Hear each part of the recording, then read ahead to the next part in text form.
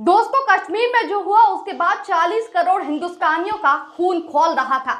दिल में बस बदले की आग थी। सबके मुंह पर बस यही था कि खून के बदले खून, गोली के बदले गोली। अब भारत ने पाकिस्तान को असली चोट देकर ये दिखा दिया कि हम खून नहीं बहा रहे, हम टैंक और मिसाइल नहीं चला रहे, हम सर्जिकल स्ट्राइक नहीं कर रहे, हम बालाकोट स्ट्राइक नहीं कर रहे, बल्कि इस बार तुम्हें पानी के लिए तड़पा देंगे।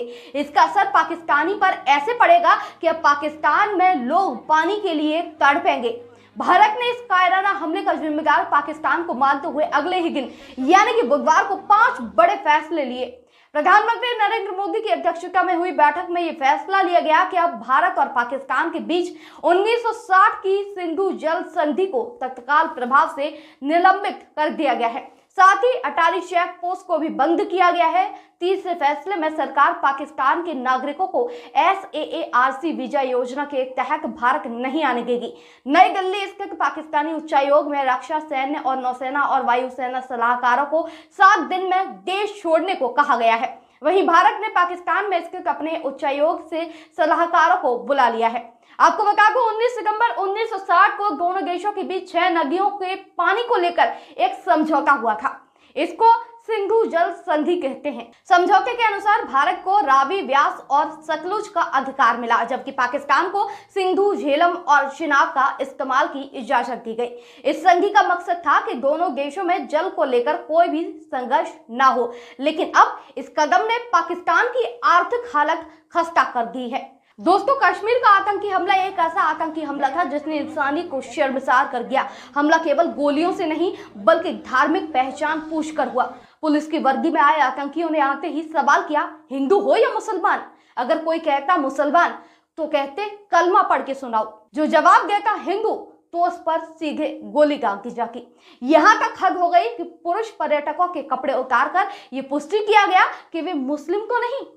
कहीं 3 साल का बच्चा अपने पिता के लहूलुहान शव पर बैठा रो रहा था, तो वहीं कई भारतीय नौसेना के एक अधिकारी की नवविवाहित अपने मृत पति के शव के पास अकेली असहाय बैठी नजर आ रही है। मृतकों और घायलों में खुफिया विभाग के एक अधिकारी, भारतीय नौसेना, वायुसेना और सुरक्षा बलों से जुड़े अधिकारी भी शामिल हैं, जो अपने परिवार के साथ छुट्टियां मनाने पहलगाम गए थे। और मैं और शुभम बैठ के मैगी खाने जा रहे थे। शामदी मेरी बहन थोड़ा दूर बैठी थी और पापा मेरे वॉशरूम में थे। उतनी देर में एक बंदा पीछे से आया और उसने गोली साइड में रख के उससे पूछा, हिंदू है कि मुसलमान?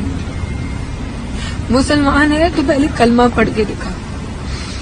जैसे कि हमें पता ही नहीं, हम पीछे पलट के देखे हो क्या रहा है। हम उसकी तरफ स्माइल करके पूछे, भैया क्या हुआ? यार हिंदू है मुसलमान? मैंने कहा हिंदू। मार दिया। पहली गन उसी पे चलाई, उसके बाद 70 लोगों को मार दिया। क्यों मार दिया? हिंदू मुसलमान खड़े हुए लेकिन दोस्तों, इस बात से भी अनदेखी नहीं की जा सकती कि जम्मू कश्मीर में छुटपुट आतंकी हमलों के साथ सीमा पार आतंकियों की घुसपैठ भी हो रही थी। सीमा पार से आतंकियों की सक्रियता भी जारी थी।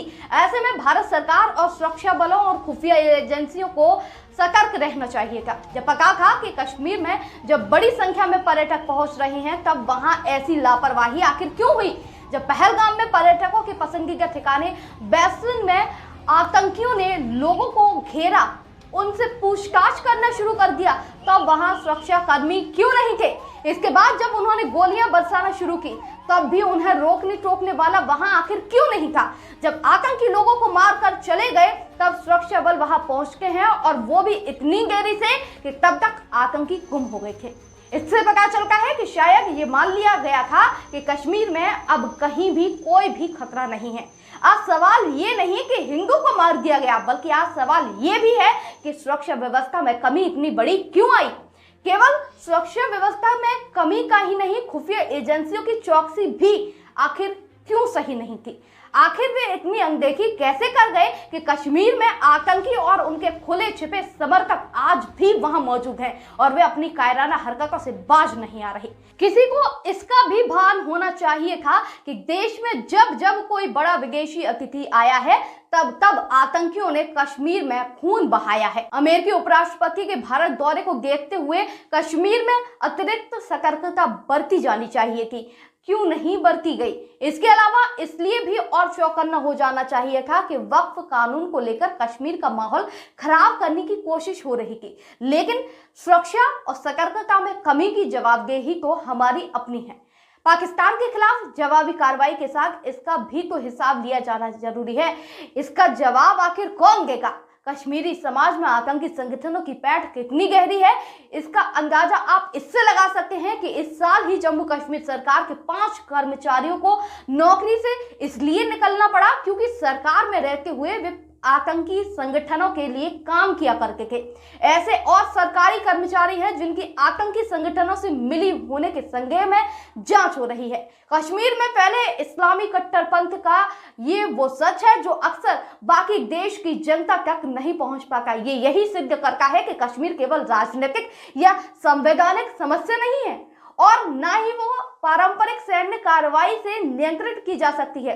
कश्मीर में तब तक पूर्ण शांति नहीं स्थापित हो सकती जब तक जिहादी कट्टरपंथ से ग्रस्त कश्मीरियों का वैचारिक उपचार न हो। पहलगाम में भीषण आतंकी हमला पाकिस्तान के सेना प्रमुख जनरल आसिम मुनीर के उस भाषण के 1 हफ्ते के भीतर हुआ जिसमें उन्होंने हिंदुओं और भारत के विरुद्ध जमकर जहर उगला था। दोस्तों, जन टीवी भारतवर्ष आतंकी की इन कायराना हरकतों की निंदा करता है। दोस्तों, इस मुद्दे पर आपके क्या विचार हैं कमेंट में हमें जरूर बताइएगा। साथ ही अगर आपको वीडियो अच्छी लगी हो तो हमारे चैनल को सब्सक्राइब करिएगा। नमस्कार।